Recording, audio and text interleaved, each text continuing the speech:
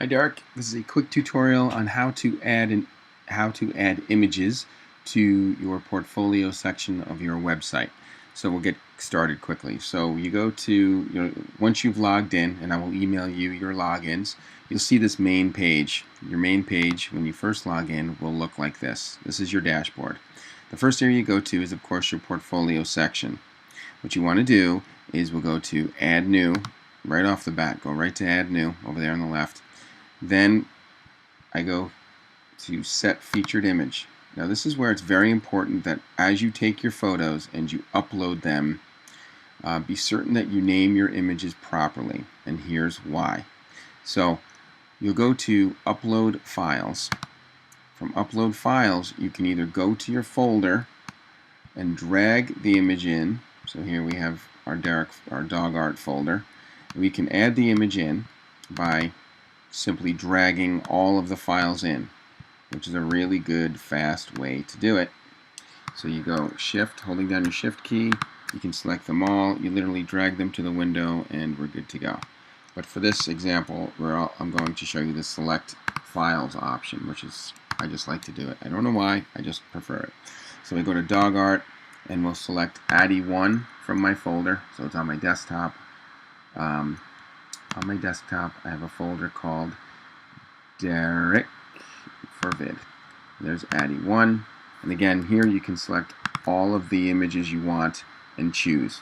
So fortunately, in the past, you name these files pretty darn close to what they should be, in my opinion. So Addy1, we click Choose.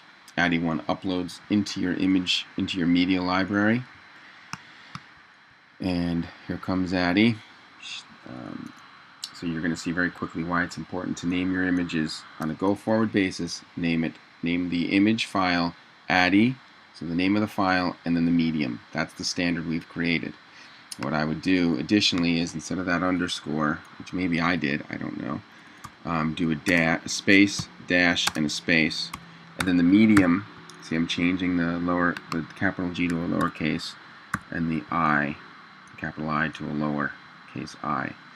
So now you have the name of the work and then the medium that you've used. So when you name your images, be certain that you do it this way. Now if you want to include the sizes, you would then put a space dash space and then the size at the end, 12 inches by 12 inches, for example.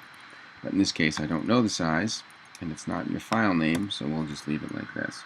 Now what you do is multiple click. I think it's 3. 1, 2, 3. Or you can also do Command A to select all the text in the title. Click on Command and C for copy.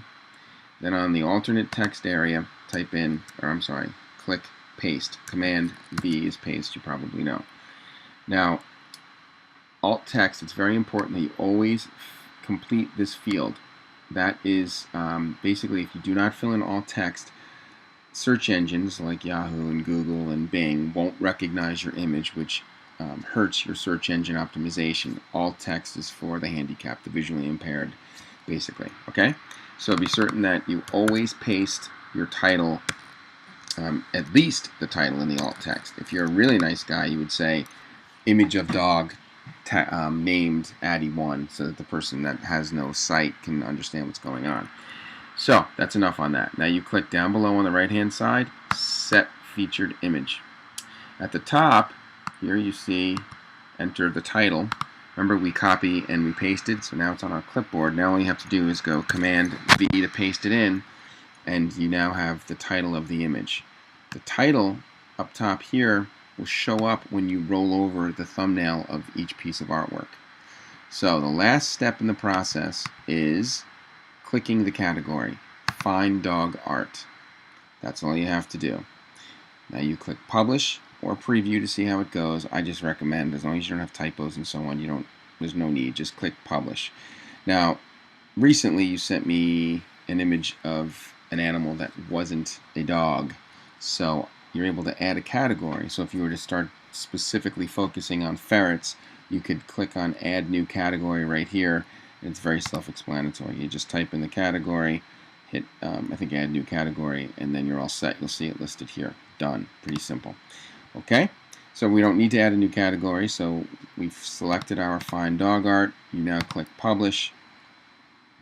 And now the site is, now Addy is live on your homepage. And from the dashboard, you can go into Visit Site